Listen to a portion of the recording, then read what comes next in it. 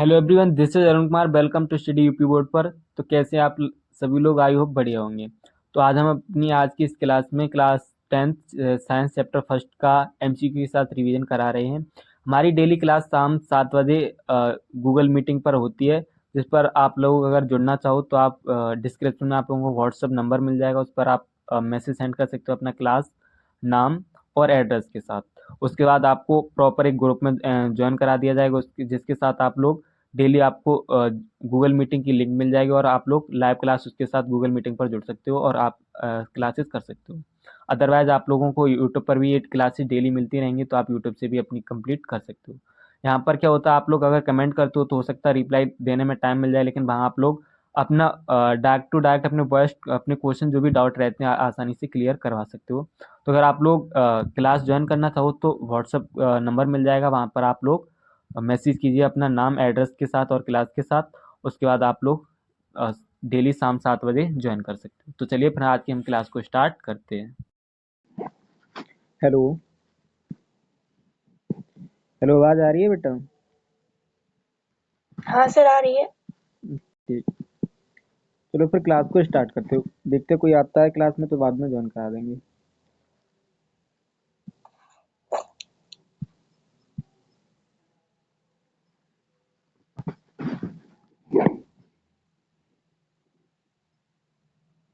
कल हमारा chapter first complete हो गया था, जिसके एमसीक्यू भी कंप्लीट कर लिए थे। तो मैंने बोला था कुछ इम्पोर्टेंट क्वेश्चन जो प्रीवियस ईयर में पूछे जाते हैं या किस बेस पर बन सकते हैं उन्हें लेके आएंगे। तो ये कुछ इम्पोर्टेंट क्वेश्चन है, हालांकि अगर डायरेक्ट नहीं पूछे जाते हैं तो इनसे रिलेट करके मतलब पूछे जा सकते हैं। चांसेस ज़्यादा क्वेश्चन है और हर बार ईयर में क्वेश्चन आते भी तो इधर से ही आते हैं। तो जैसे फर्स्ट क्वेश्चन दिया गया है, रासायनिक अपक्रिया के दो संकेत लिखिए। यानी इसमें पूछा गया कि रासायनिक अपक्रिया की पहचान के बारे में पूछा गया। तो कल जो मैंने बताया था 4-5 पॉइंट आप लोगों को बताए थे, तो उनमें से कोई 2 पॉइंट लिख सकते हो। सेकंड क्वेश्चन हमारा, संतुलित रासायनिक समीकरण क्या है, उदाहरण सहित लिखिए।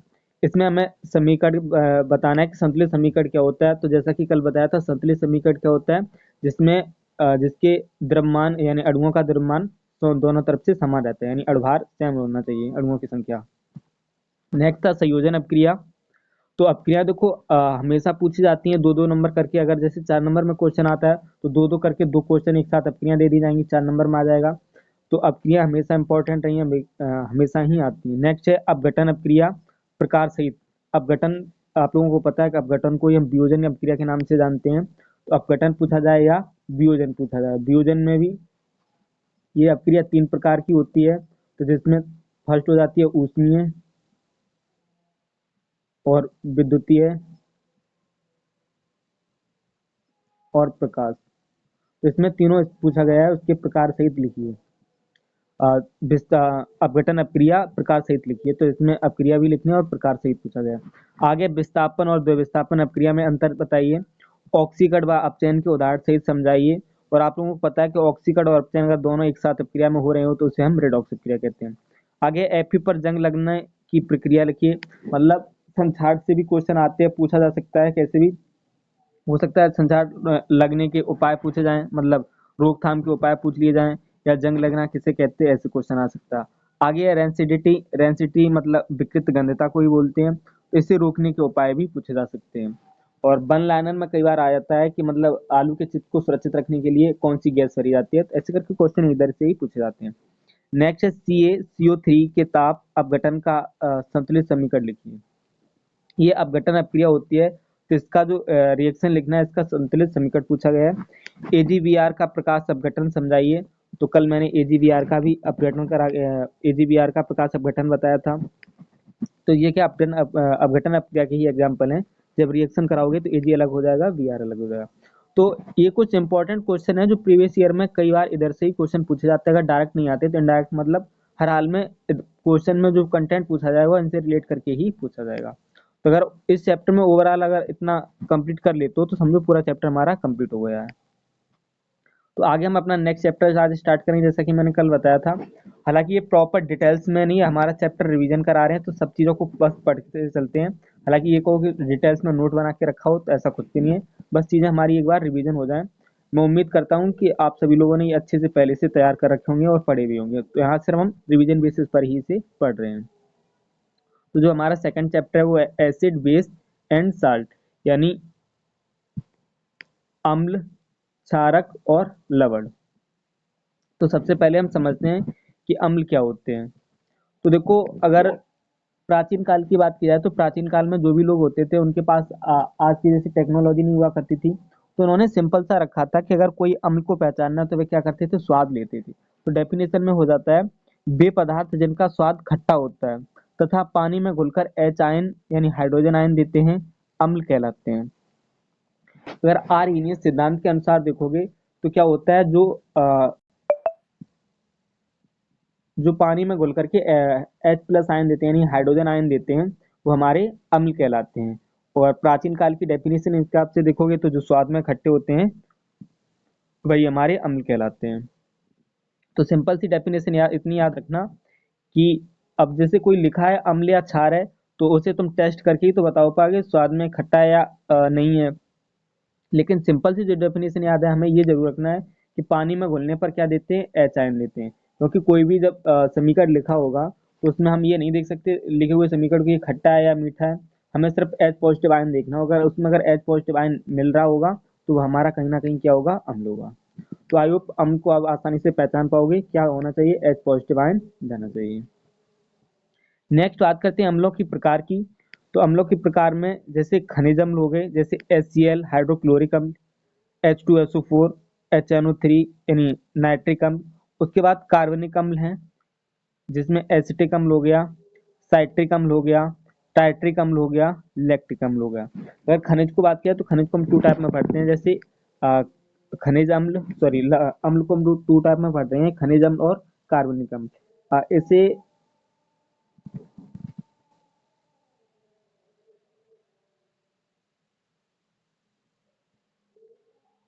आगे देखते हैं अम्लों के गुण।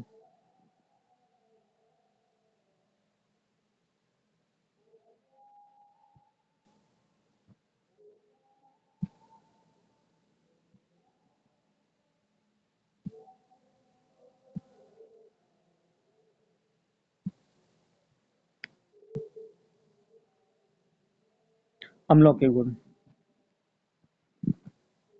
अगर वैसे बात की जाए तो अम्ल को दो प्रकार से उस हिसाब से भी देखा जाता है। तो अम्ल को टू टाइप में आ जाते हैं अम्ल, अ, प्रबल अम्ल और दुर्बल अम्ल।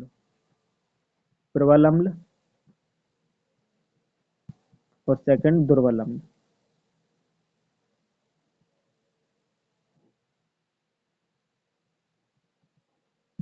चाहे खनिज अम्ल और कार्बनिक अम्ल के रूप में देख लो, या फिर प्रबल अम्ल और दुर्बल अम्ल के रूप में। तो हम आगे जो देख रहे थे अम्लों के गुणों की बात की जाए तो देखो, अम्लों के गुण में क्या होता है, अम्ल स्वाद में कैसे होते हैं, खट्टे होते हैं, ये स्टार्टिंग डेफिनेशन में ही पढ़ लिया था। उसके बाद धातुओं से CO2 हाइड्रोजन गैस का उत्सर्जन होता है। जब अम्लों के धातुओं के साथ रिएक्शन वगैरह कराते हैं तो इसमें क्या होता है, CO2 या हाइड्रोजन गैस का क्या होता है, उत्सर्जन होता है, यानी ये गैसें निकलती हैं। जैसे उदाहरण में देखोगे, Zn H2SO4। तो जब Zn H2SO4 की रिएक्शन कराई जाती है तो क्या होता है, Zn SO4 बन जाएगा और H2 यानी हाइड्रोजन गैस निष्कासित हो जाती है। और दूसरा है, नीले लिटमस को लाल कर देता है। वन लाइनर में या MCQ में कई बार पूछा जाता है कि मतलब एग्जांपल दे दिया है कि नीले लिटमस को लाल करता है। ऑप्शन में होगा अम्ल या क्षार, या तुमसे जैसे दे दिया जाए कि अम्ल अम्ल नीले लिटमस को लाल करते हैं या लाल को नीला कर देते हैं। तो ये वन लाइनर क्वेश्चन इधर से ज्यादा आते हैं। तो याद रखना, अम्ल क्या करते हैं, नीले लिटमस को लाल कर देते हैं। नेक्स्ट है विद्युत का चालक, यानी अम्लों में क्या होता है, विद्युत का चालक, यानी विद्युत इसमें आसानी से प्रवाहित की जा सकती है। धातुओं पर क्षरणकारी प्रभाव, क्षरणकारी से मतलब क्या होता है, धातुएं अम्ल के प्रभाव में यानी अम्ल के साथ आने पर क्या होती है, क्षण यानी जंग लगने लगती है, धीरे धीरे खत्म होने लगती है, गल जाती है। जैसे तुमने देखा है अम्ल क्या होता है, किसी कपड़े वगैरह को नष्ट कर देता है या कागज वगैरह को गला देता है। तो अम्ल क्या होता है, एसिड होता है। एसिड इतना हार्ड होता है कि चीजों को गला देता है। तो वही है, धातुओं पर क्षणकारी प्रभाव भी देखने को मिलता है। तो आयुप गुण याद रहेंगे आपको, स्वाद में खट्टे होते हैं, धातुओं से जब ये रिएक्शन करते हैं तो कार्बन डाइऑक्साइड या हाइड्रोजन गैस देते हैं।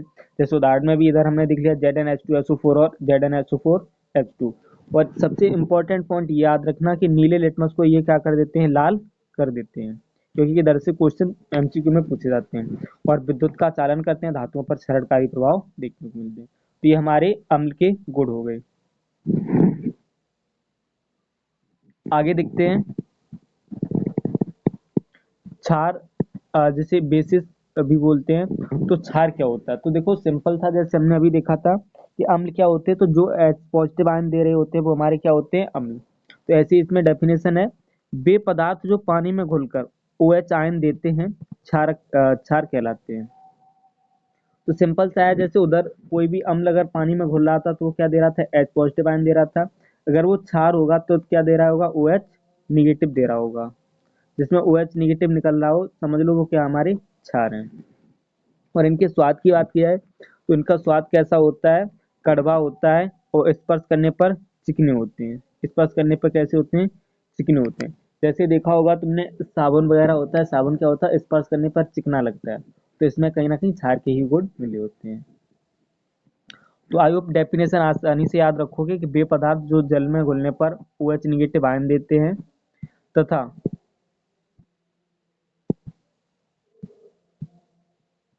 OH निगेटिव आयन देते हैं तथा कैसा स्वाद कैसा होता है? इनका स्वाद कड़वा होता है, और स्पर्श करने पर कैसे होते हैं? चिकने। तो सिंपल से याद रखना, तीन चीजें, अगर पानी में घोलोगे तो OH निगेटिव मिलेंगे, स्वाद में ये कड़वे होंगे, और स्पर्श करने पर कैसे होंगे? चिकने।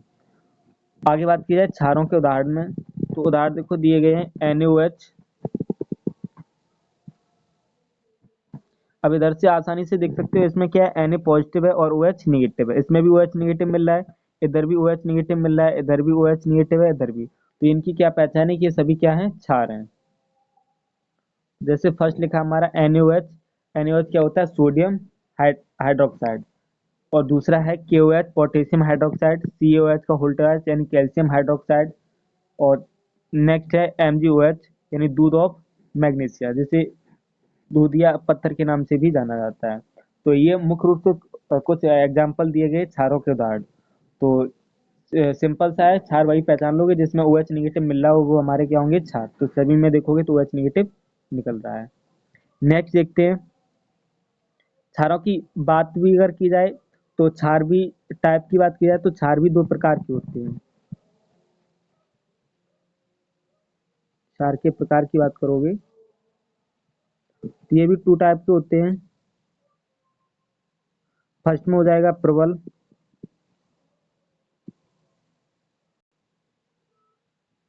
दूसरा हो जाएगा दुर्बल।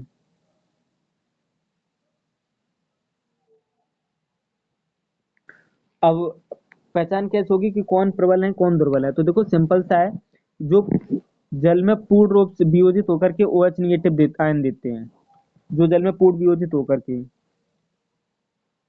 पूर्ण वियोजित, जो जल में पूर्ण वियोजित हो रहे हो वो हमारे क्या होंगे? प्रबल।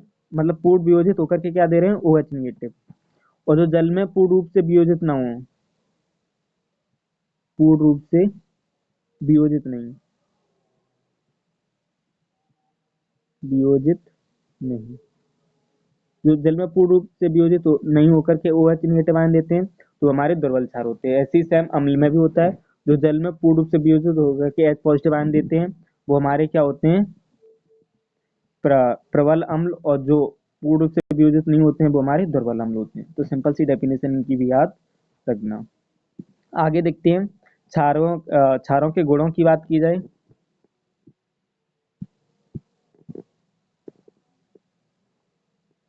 तो क्षारों के गुणों में देखोगे तो स्वाद कैसा होता है? कड़वा स्वाद होता है इनका। स्पर्श करने में साबुन जैसा, जस्ट मैंने अभी बताया था कि ये चिकने कैसे होते हैं? चिकने होते हैं, तो जैसे साबुन चिकना होता है। और ये जस्ट उसका उल्टा हो गया, इसमें क्या है? लाल लिटमस को कैसा करता है? ये नीला करता है। तो ये वाला पॉइंट याद रखना, क्योंकि काफी इंपॉर्टेंट है, कई बार पूछा जाता है, इससे MCQ में भी आते हैं। तो ये पॉइंट याद रखना, लाल लिटमस को कैसा कर देता है? नीला कर देते हैं। और जबकि अम्ल क्या करते हैं? नीले को लाल करते हैं। नेक्स्ट है अत्यधिक संक्षारक है, यानी कैरोसिव, मतलब चीजों को यानी धातुओं को वगैरह को गला देता है। और धातुओं के साथ कोई गैस नहीं निकलती सामान्यतः।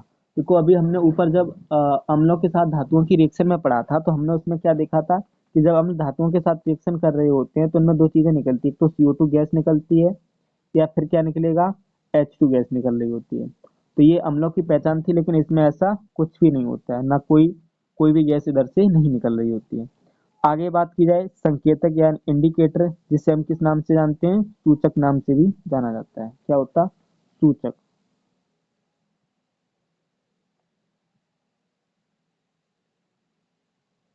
सूचक तो सूचक किससे कहते हैं, वे पदार्थ जो अम्ल और क्षार की पहचान कराते हैं वो क्या कहलाते हैं, हमारे सूचक कहलाते हैं।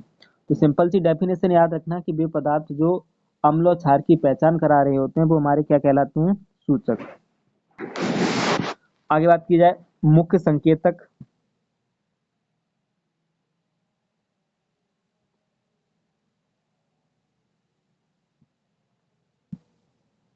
संकेतक में संकेतक अम्ल में रंग, क्षार में रंग, लिटमस, अ, नीला फ्लोप्टीन या रंगहीन या गुलाबी मिथाइल या ऑरेंज लाल पीला, ये इनके कैसे हैं, मुख्य संकेतक हैं, इनमें मिल रहे होंगे। जैसे अम्ल होंगे तो रंग में क्षार होंगे, जैसे रंग लिटमस हो गया, लाल नीला हो गया, या गुलाबी मिथाइल हो गया, या ऑरेंज पीला हो गया, ये इनके संकेत हैं।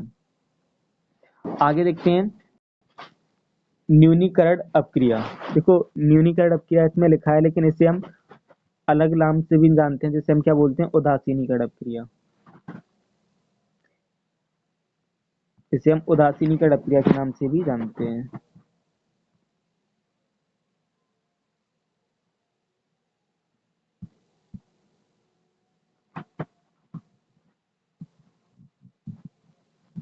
उदासीनीकरण उदासीनीकरण अपक्रिया।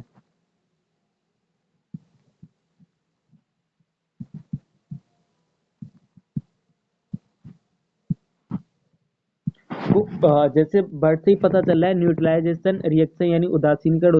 उदासीन का मतलब क्या होता है, जिसमें कुछ भी ना हो, सब कुछ चीजें नॉर्मल होती हैं। तो देखो डेफिनेशन देखोगे इसकी, जब अम्ल और क्षार आपस में अपक्रिया करते हैं तो लवण और जल बनाते हैं।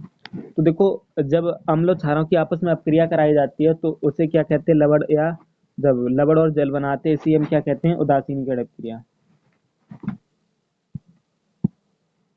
तो जल बनता है, इसे उदासीनीकरण अपक्रिया कहते हैं, उदासीनीकरण। ये भी इंपॉर्टेंट रिएक्शन है, काफी बार पूछी जाती है, उदासीनीकरण अपक्रिया कहते हैं, अपक्रिया कहते हैं।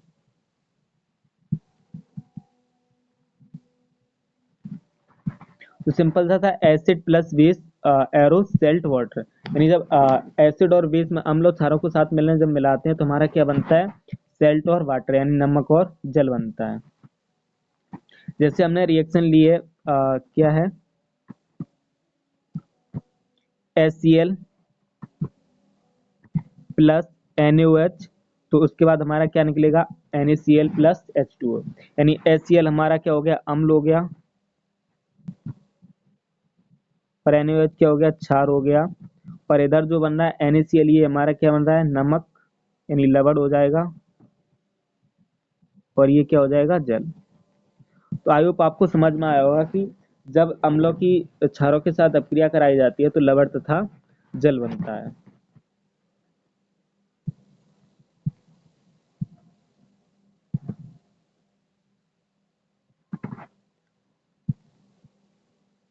नेक्स्ट देखते हैं साल्ट यानी लवण।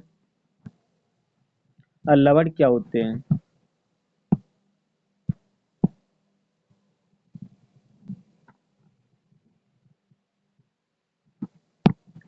तो देखो अम्ल व क्षार के न्यूनीकरण से बना यौगिक लवण कहलाता है। मतलब क्या है, जब अम्ल और क्षार की जब रिएक्शन कराई जाती है तो जो उदासीनीकरण से जो यौगिक बन रहा होता है वही हमारा क्या कहलाता है, लवण। जैसे हमारा इधर NaCl बना था, ये हमारा क्या था, लवण था, ये क्या था, लवण। तो जो अम्ल और क्षार के रिएक्शन कराने पर जो प्राप्त होता है वही यौगिक हमारा लवण कहलाता है। कुछ महत्वपूर्ण लवण दिए गए हैं जो यूज में आते हैं, जैसे हमारा NaCl हो गया, Na2CO3 हो गया, NaSCO3 हो गया, CaOCl2 हो गया, CaSO4 इंटू 2H2 हो गया, और CaSO4 इंटू 1/2H2 हो गया। ये कुछ महत्वपूर्ण लवण है। इस चैप्टर में हम कुछ महत्वपूर्ण यौगिक वगैरह भी पढ़ते हैं, जिसमें से सोडियम क्लोराइड पढ़ने होता है, धुलाई सोडा हो गया, या baking soda, bleaching powder, gypsum, plaster of Paris यानी पीओपी। तो ये कुछ महत्वपूर्ण लवण है जिन्हें हम डिटेल से भी पढ़ते हैं। आगे देखते हैं हम पीएच स्केल मान।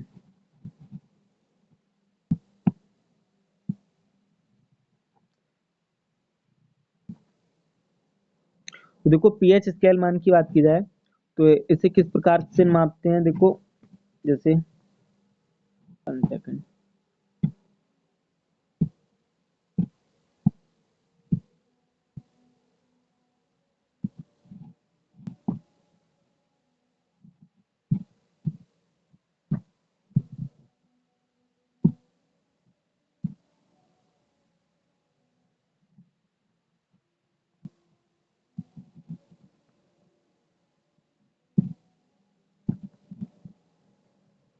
इधर से ले लेते हैं और इधर ले लेते हैं, बीच में हमारा हो जाएगा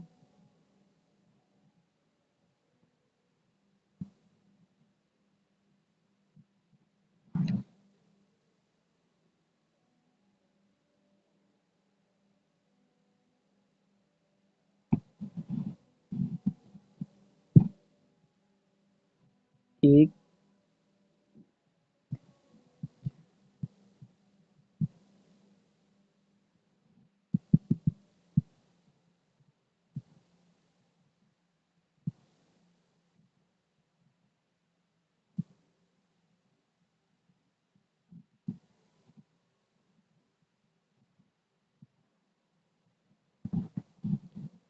एक टेबल बनाते हैं जिसमें स्टार्ट करते हैं 1 2 3 4 5 6 7 8 9 10 11 12 13 14।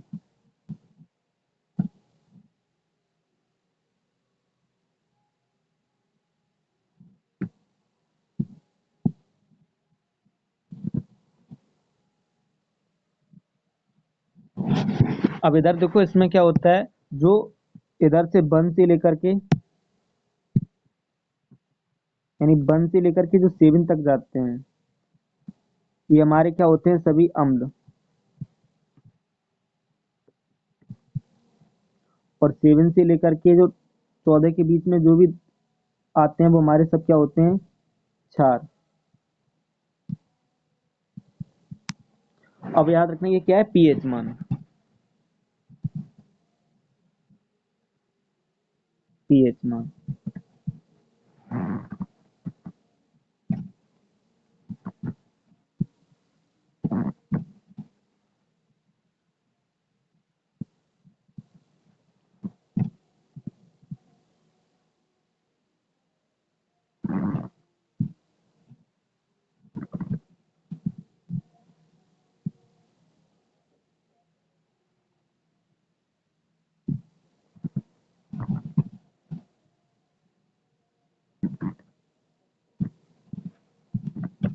और ये वाला पॉइंट याद रखना, जो 7 पर आएंगे वो हमारे क्या होंगे, उदासीन। उदासीन।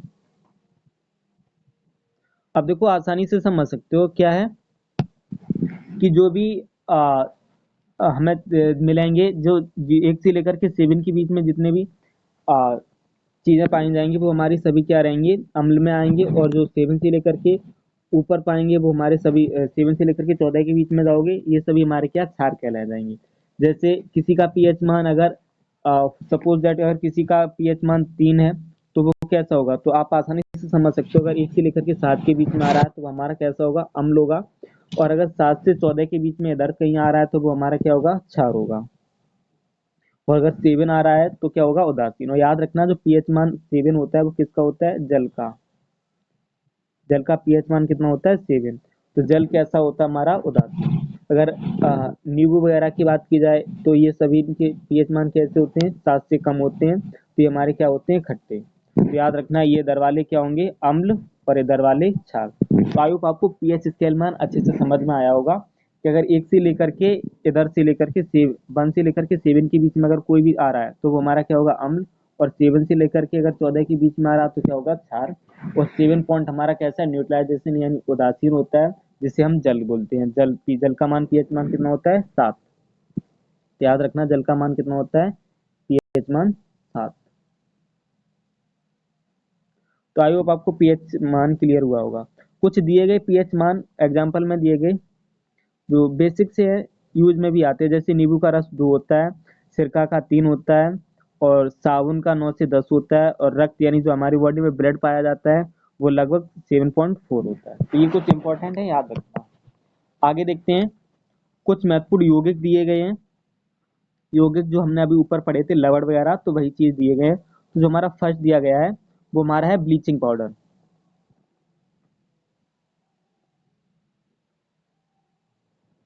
ब्लीचिंग पाउडर को ही हम बिरंजक चूर्ण के नाम से भी जानते हैं। तो अगर इसके देखो, इसमें अगर इसमें से जो भी क्वेश्चन आते हैं, इन यौगिकों से जो इम्पोर्टेंट क्वेश्चन पूछे जाते हैं, उनमें मुख्य रूप से फर्स्ट ऑफ ऑल ये पूछा जा सकता है, क्या, रासायनिक नाम। एक सेकंड।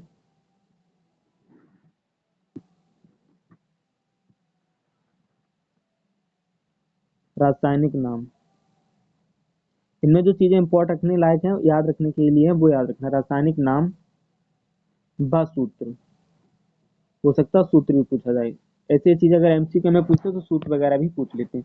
सेकंड, उपयोग याद रखने हैं।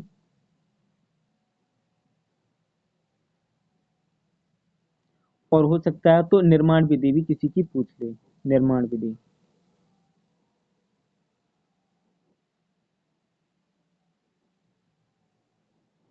तो इन जितने भी हम यौगिक पढ़ेंगे इन सभी में जो हमारे लिए इम्पोर्टेंट है वो क्या है, रासायनिक नाम याद रखनी है, इनके सूत्र याद रखनी है, और उपयोग व निर्माण की विधि याद रखनी है। तो जो हमारा फर्स्ट दिया गया था वो था ब्लीचिंग पाउडर, यानी ब्लीचिंग पाउडर, जिसे ब्रंजक फ्लूइड के नाम से भी जानते हैं।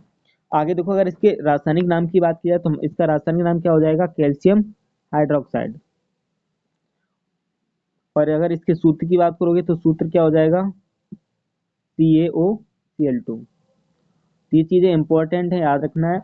इनका रासायनिक नाम याद रखना है, और सूत्र भी याद रखना है। अगर इनके निर्माण की बात, विधि देखोगे यानी बनाया कैसे जाता है, तो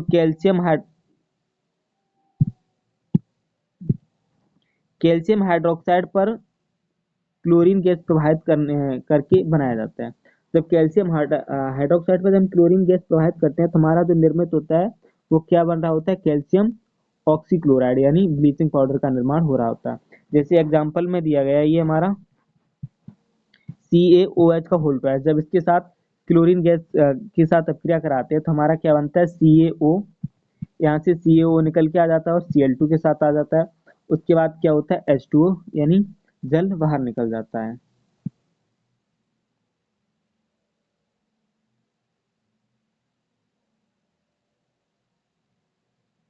आगे देखो, अगर इसके रासायनिक गुणों की बात की जाए तो रासायनिक गुणों में हो जाएगा, हवा में रखे जाने पर क्लोरीन गैस छोड़ता है। सीधी सी बात है, गैस क्या होती है, किसी भी चीज में गैस अगर उसे खुला रखोगे या हवा में कहीं रखोगे तो गैस तो निकले नहीं है। तो वैसे क्या होता है, जब हवा में इसे रखा जाता है तो क्या होता है, इसमें क्लोरीन गैस निकलती है।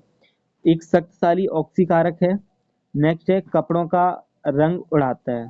अगर इसके साथ मतलब कपड़ों पर अगर ये होता है, ब्लीचिंग पाउडर गिरता है तो क्या होता है, रंग उड़ाता है। अगर इसके उपयोग की बात की जाए तो इम्पोर्टेंट जो हमारे लिए रहता है वो क्या रहेंगे, उपयोग। तो हमें उपयोगों को अच्छे से याद रखना है।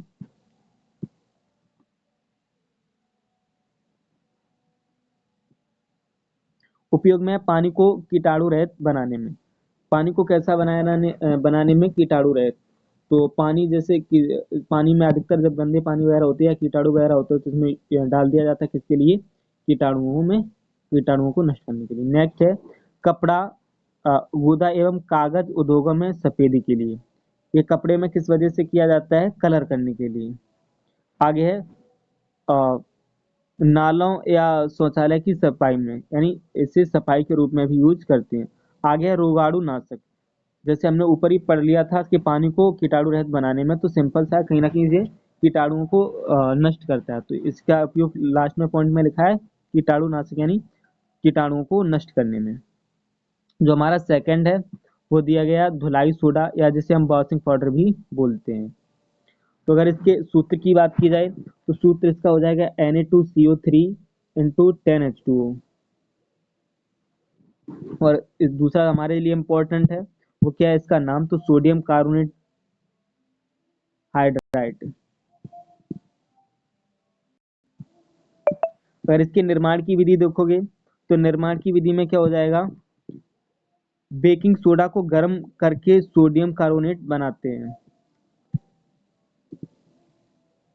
जैसे बेकिंग सोडा दिया गया है NaHCO3, जब इसे हम हीट करते हैं तो ये कैसा हो जाता है, सोडियम कार्बोनेट बनाता है।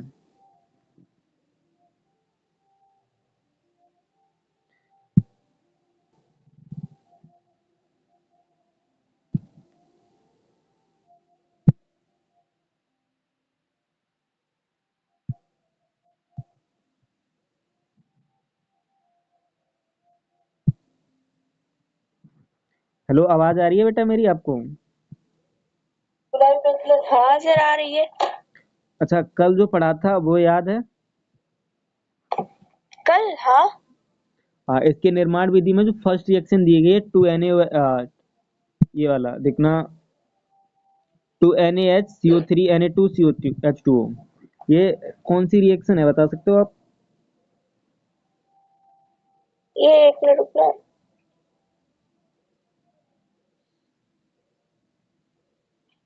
तो सही सेकंड नंबर पे लिखी ये वाली है फिर ऊपर वाली? जो मैंने अभी हाईलाइट की ना रेड कलर से, ये कौन सी रिएक्शन है इसे बताना है। एक मिनट तो NaS। मैंने कल एग्जाम्पल में ये रिएक्शन कराई थी आपको। ये वाली जब MCQ करा रहे थे उसमें ये रिएक्शन थी। एक मिनट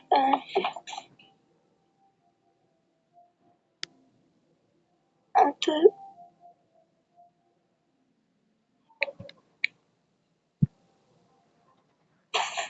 ये याद नहीं है। अच्छा, फॉर्मेट देख के कुछ समझ में आ रहा है?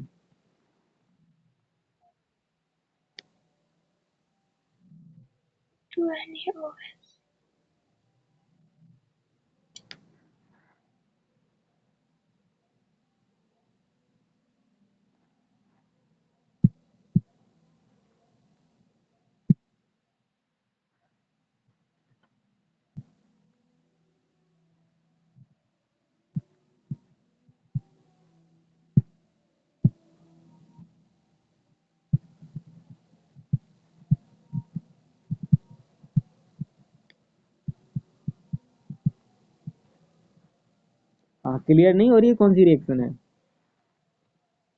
सर नहीं। चलो मैं बताता हूँ। देखो, रिएक्शन जो हमने पढ़ी थी, फर्स्ट रिएक्शन पढ़ी थी कौन सी, संयोजन अपक्रिया। जो सेकंड पढ़ी थी वियोजन। वियोजन में क्या होता है, एक अपकारक होता है और उसके जो उत्पाद होते हैं एक से अधिक उत्पाद निकलते हैं। तो ये हमारी कौन सी अपक्रिया हो गई, वियोजन अपक्रिया, क्योंकि अपकारक इसका कौन सा है, फर्स्ट एक अपकारक दिया गया और ये अपनी अलग अलग अपकारकों में उत्पादों में 3 जगह पर टूट रही है, फर्स्ट सेकंड थर्ड। तो ये हमारी कौन सी अपक्रिया हो गई, वियोजन अपक्रिया यानी अपघटन अपक्रिया। और उसमें भी अपघटन के अगर प्रकार की बात पूछी जाए तो ये कौन सा होती है, ऊष्मीय अपघटन, क्योंकि इसे हीट यानी गर्म किया जाता है। तो ये कैसी हो जाएगी, ऊष्मीय। क्लियर हुई रिएक्शन? हाँ सर। को इतना तो सिंपल था, मैंने बताया था, मैंने आपको रिपीट भी किया था कि इसका फॉर्मेट देखना है सबसे पहले। तो जब फॉर्मेट देखते हैं तो स्टार्टिंग में हमें क्या देखने को मिलता है, ये हमें अपकारक एक दिया गया है और जबकि उत्पाद में हमें 3 अलग अलग चीजें दी जा रही हैं। तो हम आसानी से समझ रहे हैं कि इसमें अपकारक टूट रहा है, तो टूट रहा है तो क्या हो जाएगा, वियोजन। आई होप आपको क्लियर हुआ होगा। नेक्स्ट देखते हैं, तो हमें समझना ये था,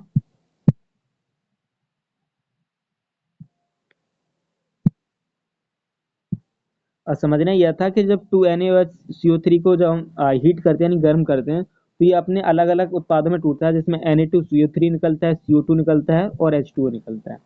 जब ये बनता है तो इसके बाद हमें क्या प्राप्त होता है, सोडियम कार्बोनेट। और जब सोडियम कार्बोनेट यानी Na2CO3, एक सेकेंड,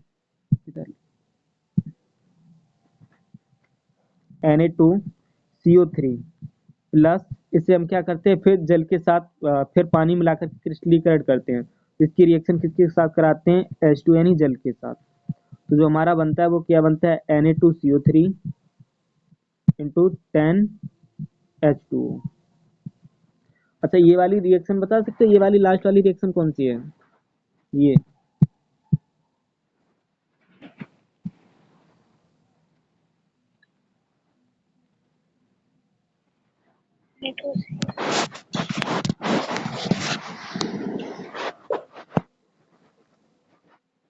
ये वाली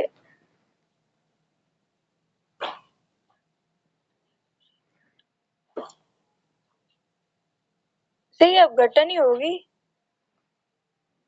फॉर्मेट सही से देखो, अपघटन कैसे हो जाएगी। 2CO3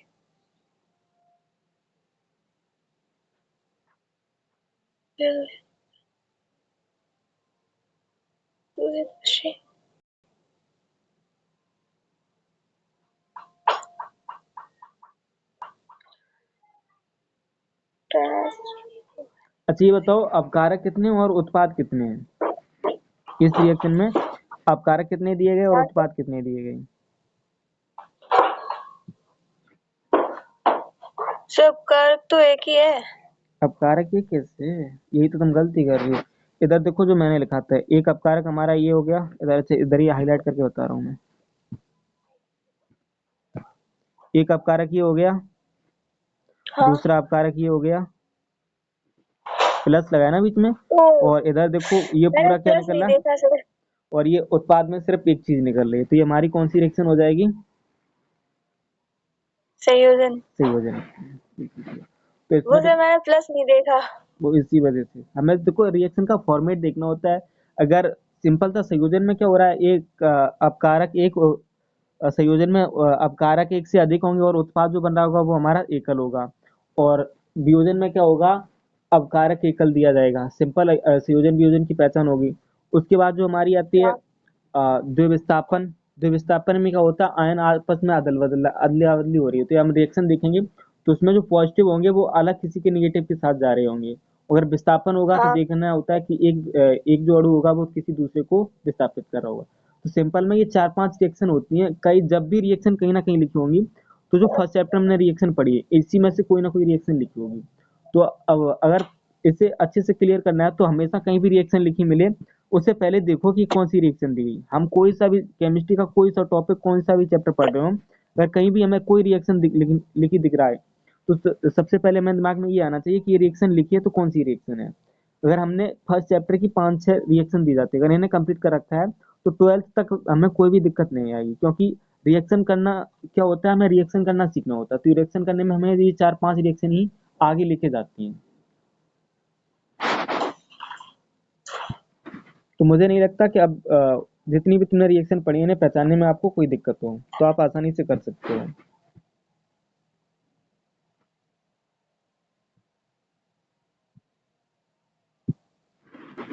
तो देखो जो आगे हम देख रहे थे, मैं बता रहा था, तो जो हमें धुलाई का पाउडर यानी वॉशिंग पाउडर पढ़ना था, तो निर्माण की विधि पढ़ रहे थे। तो निर्माण की विधि में हम सबसे क्या पहले करते थे, यानी बेकिंग सोडा को लेते हैं। बेकिंग सोडा को क्या करते हैं, सबसे पहले हम हीट करते हैं यानी गर्म करते हैं। जब हम बेकिंग सोडा को गर्म करते हैं तो हमारा क्या बनता है, सोडियम कार्बोनेट यानी Na2CO3। उसके बाद सोडियम कार्बोनेट को क्या करते हैं, जल के साथ मिलाते हैं। जब जल के साथ मिलाते हैं तो हमारा प्राप्त होता है, वो हमारा क्या प्राप्त होता है, सोडियम बाई कार्बोनेट हाइड्रेट। तो ये इसकी निर्माण की विधि होगी। याद रखना निर्माण की विधि इंपॉर्टेंट होती है, निर्माण की विधि पूछी भी जा सकती है। आगे देखते हैं रासायनिक गुण की बात की जाए तो रासायनिक गुणों में क्या हो जाएगा, मजबूत क्षारीय है, अम्लों के साथ CO2 गैस बनाता है, जैसे कि हमने अभी ऊपर रिएक्शन में देखा था। इसमें देखो कि H पॉजिटिव मिल रहा है तो ये हमारा क्या हो जाएगा, अम्ल। और जब अम्ल के साथ इसने रिएक्शन की तो क्या निकल के आया, CO2 गैस। तो सेम वही चीज है, अम्लों के साथ क्या करता है, CO2 गैस बनाता है। और जल को मुलायम बनाते हैं यानी जल को मृदु करने के रूप में। आगे उपयोग की बात की जाए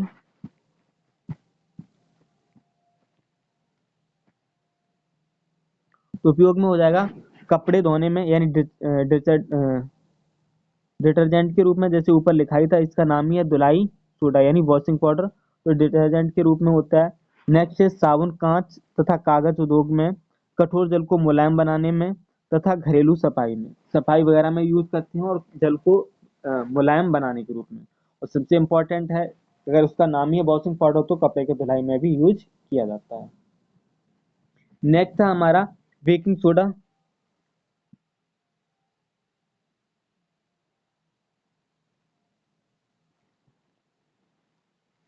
बेकिंग सोडा का अगर नाम देखोगे तो तुम्हारा नाम हो जाएगा इसका सोडियम हाइड्रोजन कार्बोनेट।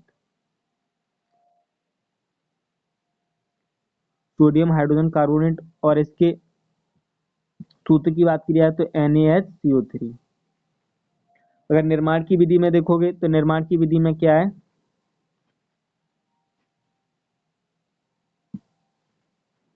जब इसे NaCl NH3 तथा CO2 H2O के साथ जब मिलाकर के इससे रिएक्शन कराई जाती है, तो जो हमारा बन के आता है वो क्या बन के आता है, NaHCO3 यानी सोडियम हाइड्रोजन कार्बोनेट का निर्माण होता है।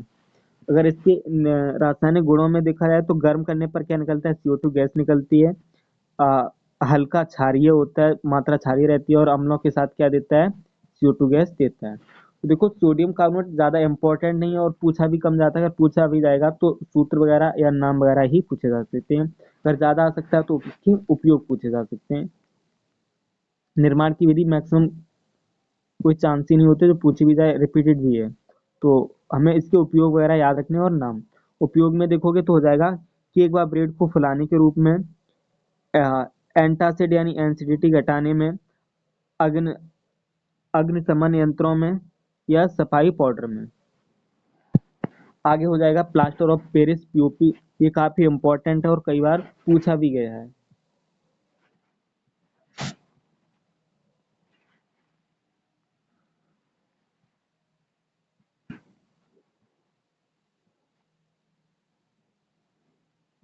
प्लास्टर ऑफ पेरिस, जिसे शॉर्ट में POP भी बोलते हैं।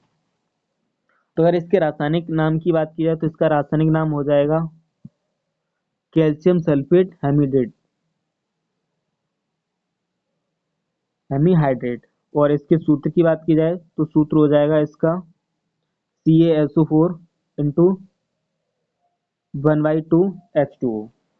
निर्माण की विधि देखो तो देखो ये कई बार पूछा भी जाता है, निर्माण की विधि भी इसकी पूछी जाती है। तो निर्माण की विधि में क्या हो जाएगा, जब जिप्सम को लगभग 373 केल्विन पर गर्म करते हैं तो हमें जो प्राप्त होता है वो क्या प्राप्त होता है, कैल्शियम सल्फेट हेमीहाइड्रेट यानी POP प्राप्त होता है। जिप्सम जिप्सम का फॉर्मूला होता है CaSO4 इंटू 2H2O। तो जब इसे हम क्या करते हैं, हीट करते हैं, तो जब हीट करने पर हमें क्या प्राप्त हो रहा होता है, कैल्शियम सल्फेट हेमीहाइड्रेट यानी POP प्राप्त होता है। अब देखो जैसे मैंने जस्ट ऊपर आपको बताया था कि कहीं भी हमें रिएक्शन लिखी मिले तो सबसे पहले हमें ये देखना होता है ये रिएक्शन है कौन सी। इधर देखोगे, इधर हमें एक अपकारक दिख रहा है, उत्पाद में हमें अलग अलग चीजें दिख रही हैं, तो हम आसानी से इसे पहचान कर सकते हैं हमारी कौन सी रिएक्शन है।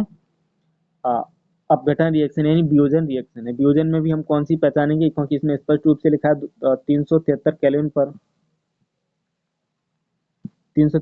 पर इसे हम गर्म कर रहे हैं, तो आसानी से पहचान सकते हैं उसमें अपक्रिया हमारी होगी।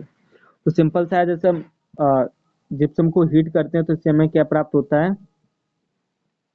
Calcium sulphate hemihydrate. यहाँ से CaSO4, तो CaSO4 सेम रहता है, जो इसके अणु होते हैं जल के अणु ये अलग अलग विघटित होते हैं, 1/2H2O निकल जाता है और 1/2H2O अलग करके निकल जाता है। आगे इसके रासायनिक गुणों की बात की जाए तो रासायनिक गुणों में पानी मिलाने पर कठोर हो जाता है और जिप्सम बनाता है, नमी में जल्दी खराब होता है और हल्का व आकार देने योग्य है। उपयोग की बात की जाए तो इसका उपयोग इंपॉर्टेंट है, कई बार उपयोग पूछे भी जाते हैं, तो उपयोग याद रखना। उपयोग हो जाएगा टूटी हड्डियों पर पट्टी चढ़ाने में, और मूर्ति सजावट सामग्री बनाने में, और दीवारों की सतह को चिकना करने में। और हमें देखते हैं लोग क्या बोलते हैं, POP करा लिया, यानी जो दीवार को प्लास्टर ऑफ पेरिस होता है इसमें होता है, या लोगों के पैर वगैरह हाथ पैर में जब हड्डियां टूट जाती हैं तो उस पर भी प्लास्टर चढ़ाया जाता है। और मूर्ति बस जो सजावट की चीजें आती हैं उन पर भी ये इन मूर्तियां वगैरह की ही बन के आती हैं। तो आई होप आसानी से याद रखोगे। उसके बाद है जिप्सम। अब जिप्सम इतना इम्पोर्टेंट नहीं है लेकिन फिर भी पढ़ लेते हैं क्योंकि ये उसमें पीओपी में आता है, तो ये हमारे लिए इम्पोर्टेंट हो जाता है जिप्सम को पढ़ना। जिप्सम के अगर रासायनिक नाम की बात की जाए तो CaSO4 2H2O, जैसे अभी जस्ट ऊपर रिएक्शन में पढ़ के आ रहे थे।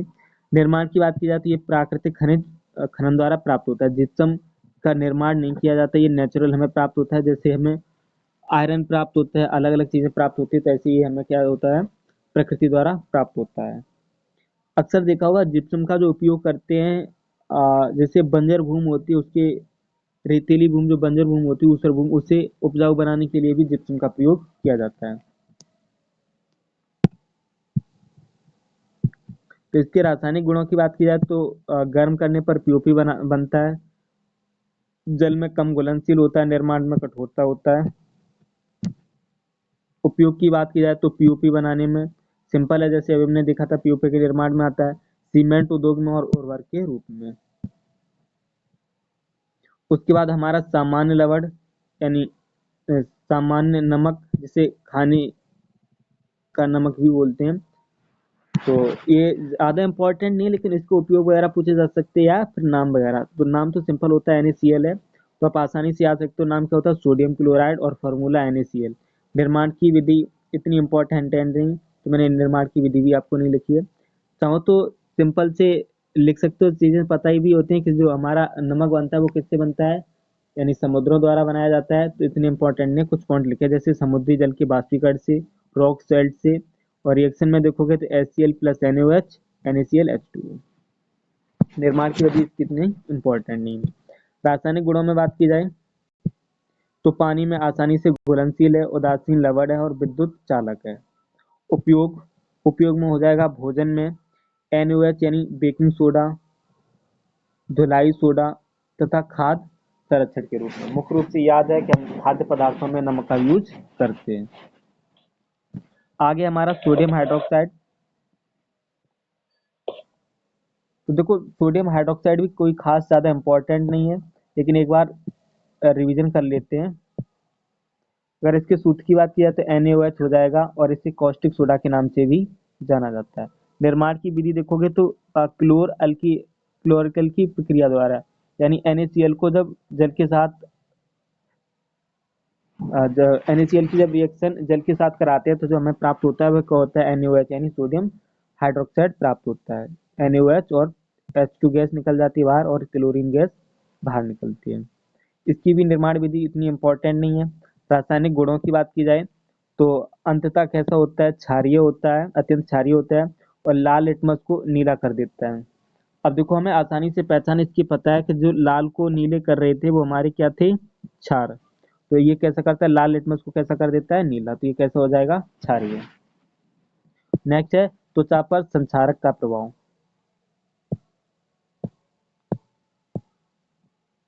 उपयोग की बात की जाए तो साबुन डिटर्जेंट बनाने में, कागज उद्योग में, पेट्रोलियम शोधन में और रसायन उद्योगों में। तो इसी के साथ जो हमारे महत्वपूर्ण लवण वगैरह लवण यानी महत्वपूर्ण यौगिक लवण थे समाप्त हो जाते हैं।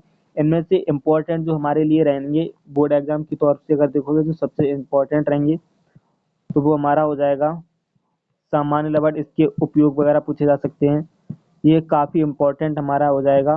जिप्सम से पूछा जा सकता है कुछ पॉइंट, क्योंकि इससे रासायनिक गुण तो नहीं पूछा जा सकता, उपयोग वगैरह आ सकते हैं या नाम वगैरह पूछा जा सकता है। लेकिन जो सबसे इम्पोर्टेंट रहेगा वो हमारे लिए रहेगा प्लास्टर ऑफ पेरिस यानी पीओपी।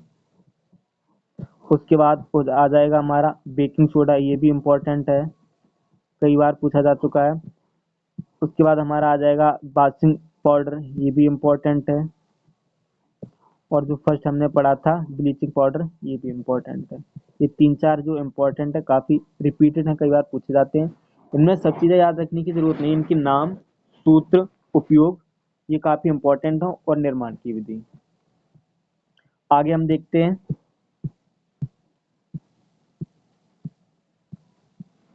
कुछ रिएक्शन है जैसे अम्लों की धातुओं के साथ रिएक्शन।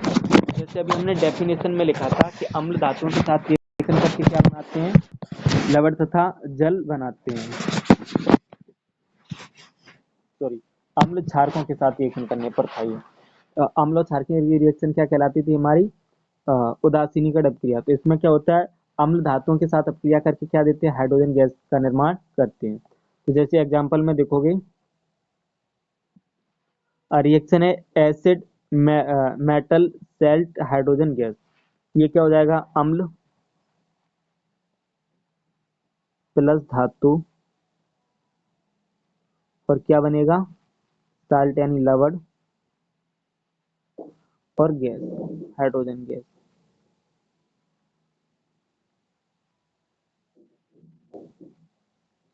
तो मुझे लगता है डेफिनेशन लिखाने की कोई भी जरूरत नहीं, आप आसानी से समझ सकते हो कि जब अम्ल धातुओं के साथ अपक्रिया करते हैं तो क्या होते हैं, लवण तथा हाइड्रोजन गैस का निर्माण करते हैं। जैसे हमारा एग्जाम्पल में क्या है, Zn+HCl। जब Zn HCl के साथ रिएक्शन कराई जाती है तो क्या बनता है, ZnCl2 हो जाता है और H अलग निकल जाती है। अब जैसे मैंने अभी आप लोगों को बताया था कि कहीं भी हम रिएक्शन पढ़ रहे होते हैं तो सबसे पहले हमारे माइंड में ये आना चाहिए कि रिएक्शन दी गई है तो कौन सी रिएक्शन दी गई है। अगर आपको आवाज आ रही है बेटा तो ये बताओ ये रिएक्शन है कौन सी।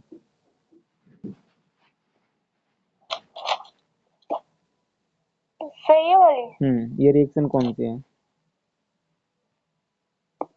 1 सेकंड।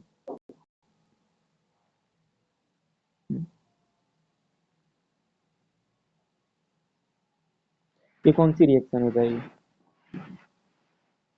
तार एक मिनट ना।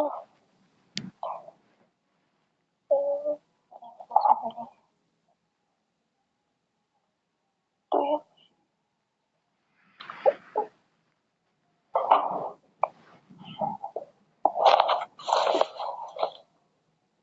नहीं, एक मिनट है।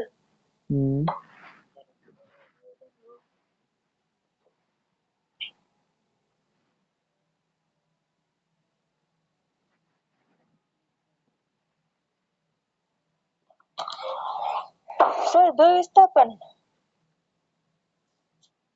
सही से चेक करो।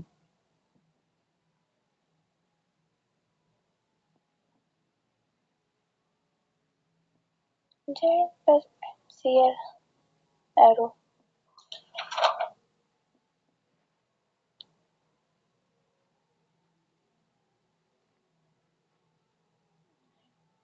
Zn arrow Zn।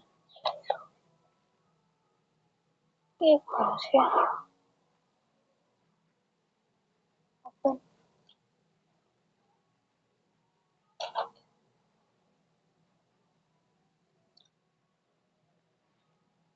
नहीं समझ में आ रही, नहीं। चलो मैं बताता हूँ। देखो इधर क्या है, Zn पॉजिटिव दिया गया, ये अलग से है, HCl H positive Cl negative. हमें यहाँ देखना था Zn को क्या होता, जैसे इधर धनायन ऋणायन दिए जाते तो ये आपस में क्या करते, आयनों का अदला बदली तो नहीं हो रही, क्योंकि Zn तो इसके Cl2 के साथ आ गया लेकिन H के साथ कुछ भी नहीं आया, H सिंगल है। लेकिन अगर हम यहाँ देखेंगे तो विस्थापन अपक्रिया कहीं ना कहीं लग रही है। विस्थापन अपक्रिया में क्या होता है, अ, अधिक क्रियाशील पदार्थ कम क्रियाशील पदार्थ को विस्थापित कराते हैं। यहाँ Zn किसे विस्थापित कर रहा होता है, H को। H को हटा करके क्या आ जाता है, Zn आ जाता है, तो हमारा क्या हो जाता है, ZnCl2 और H इधर अलग से निकल जाते हैं, H2 हाइड्रोजन गैस के रूप में बाहर निकल जाता है। तो ये हमारी कौन सी रिएक्शन हो जाएगी, विस्थापन। विस्थापन अपक्रिया। तो आई होप ये एग्जांपल भी समझ में आया होगा कि अम्ल जब धातुओं के साथ रिएक्शन करते हैं तो लवण तथा गैस बनाते हैं। बनाते हैं, यस सर। आगे था हमारा एसिड प्लस मेटल कार्बोनेट यानी salt carbon dioxide plus H2। हमसे ये पूछा, रिएक्शन में यह दिया गया है अम्ल यानी एसिड अम्ल धातु कार्बोनेट।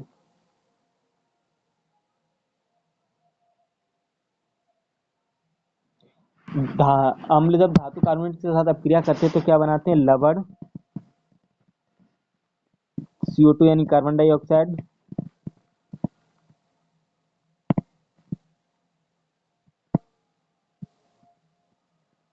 और जल। तो ऐसे आ सकता है अम्ल धातु कार्बोनेट के साथ रिएक्शन करने पर लवण तथा कार्बन डाइऑक्साइड तथा H2O देते हैं। तो सिंपल सा है, अम्ल अगर धातु कार्बोनेट के साथ रिएक्शन करेंगे तो हमारा क्या बनेगा, लवण बनेगा, कार्बन डाइऑक्साइड गैस निकलेगी और जल निकलेगा।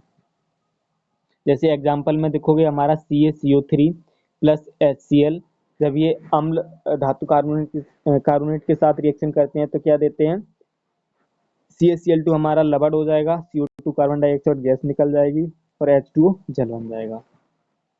तो चाहो तो लिख भी सकते हो कि अम्ल धातु कार्बोनेट के साथ रिएक्शन करने पर, एक मिनट से रुकना।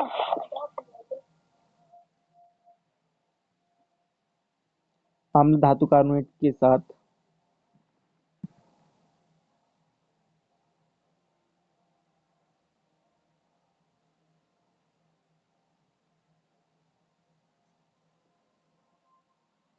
के साथ अपक्रिया करके अम्ल धातु कार्बोनेट के साथ अपक्रिया करके लवण प्लस कार्बन, कॉमा करके लिख लीजिए। लवण कार्बन डाइऑक्साइड प्लस जल, हाँ, कार्बन डाइऑक्साइड जल कार्बन डाइऑक्साइड व जल बनाते हैं, बनाते हैं। बनाते हैं। ये इंपॉर्टेंट रिएक्शन है, धातुओं की अम्लों के साथ अपक्रिया या धातु कार्बोनेटों के साथ अपक्रिया पूछी जा सकती है। तो आई होप समझ में आया होगा। अगर कुछ महत्वपूर्ण प्रश्न की बात किया जाए तो जो क्वेश्चन आते हैं वो इधर से, जैसे ब्लीचिंग पाउडर के उपयोग पूछे जा सकते हैं पानी को शुद्ध करने में, कपड़े को रंगने में, या कीटाणुनाशक में, या कागज उद्योग में। क्वेश्चन आता है पीओपी क्या है, इसका उपयोग लिखिए। तो टूटी हड्डियों में इसका उपयोग होता है, मूर्ति निर्माण में होता है, या दीवारों की सजावट में होता है। बेकिंग सोडा का देखोगे तो केक फुलाने में, एसिडिटी में, या अग्निशमन यंत्रों में।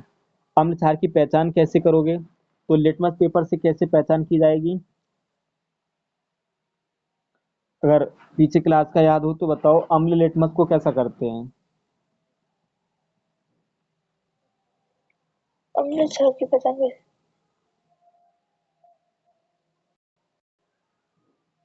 याद है?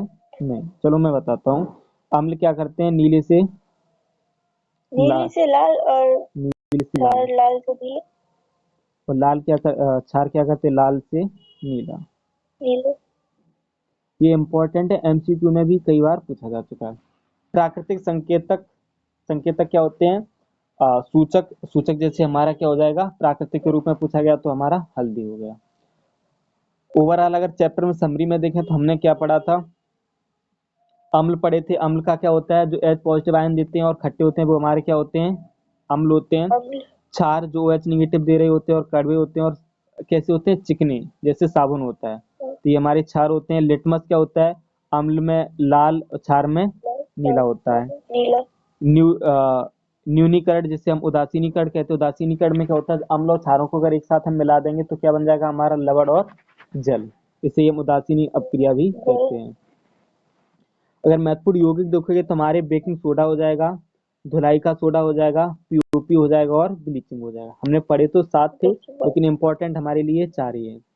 पीएच मान की बात की जाए तो जल का पीएच मान 7 होता है, और अगर 7 से कम पीएच मान रहेगा तो हमारे अम्ल रहेंगे, 7 से अधिक हो जाएगा तो क्षार हो जाएंगे, और 7 पे हमारा कैसा रहता है, उदासीन रहता है, जिसे हम जल का भी होता है हमारा।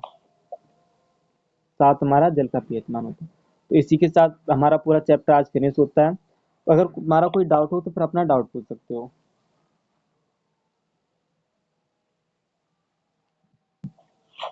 डाउट। कोई डाउट है?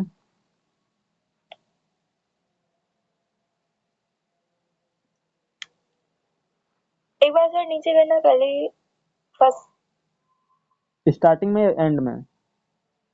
स्टार्टिंग में।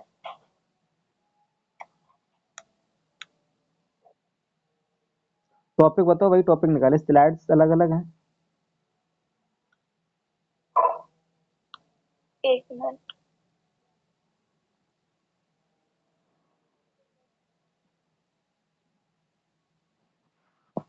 स्टार्टिंग हमारी यहाँ से थी। ये हमारा फर्स्ट पेज है, सेकंड पेज ये था। सर देखिए स्क्रीन नहीं आ रही। स्क्रीन से नहीं हो रही आपको? नहीं।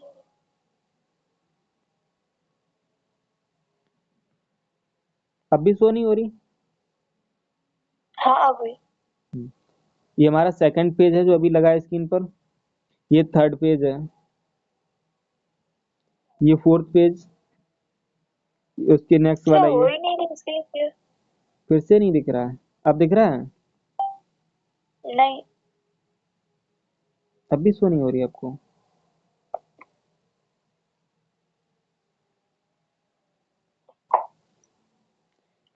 स्क्रीन दिख रही है अब? नहीं दिख ही नहीं रही।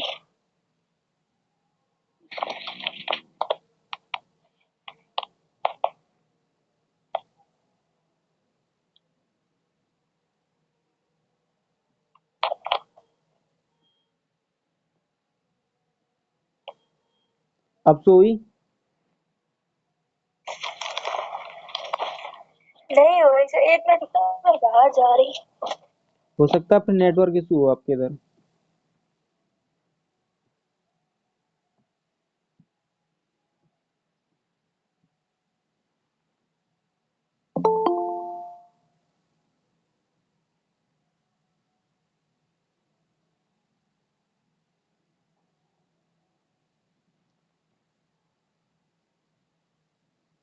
आई थिंक अब स्क्रीन शो हो रही होगी आपको।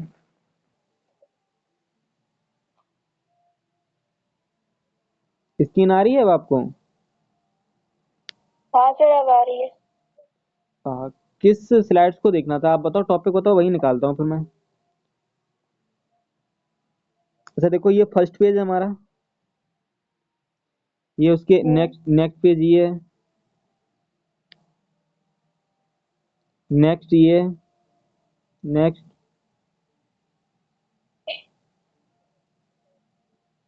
उसके आगे वाला ये है। फिर ये है।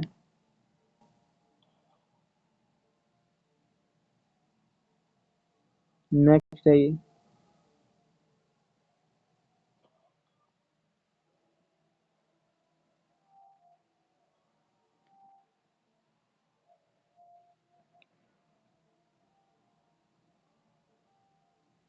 अगर अभी कुछ समझ में नहीं आ रहा है तो कोई बात नहीं, अगर वैसे कोई बेसिक डाउट हो तो आप पूछ सकते हो। इस क्लास खत्म होने के बाद ये ग्रुप में पीडीएफ में डाल दूंगा, वहां चेक करने के बाद फिर कल जब क्लास हो तो आप पूछ सकते हो। ओके सर कल ये टाइम। पूछ लेंगे। हाँ। नोट्स ये मिल जाएगा आपको ग्रुप में, वहां चेक कर लेना, फिर उसके बाद आप जो भी हो पूछ लेना, क्योंकि टाइम भी काफी ओवर हो गया, क्लास एंड होने वाली होगी।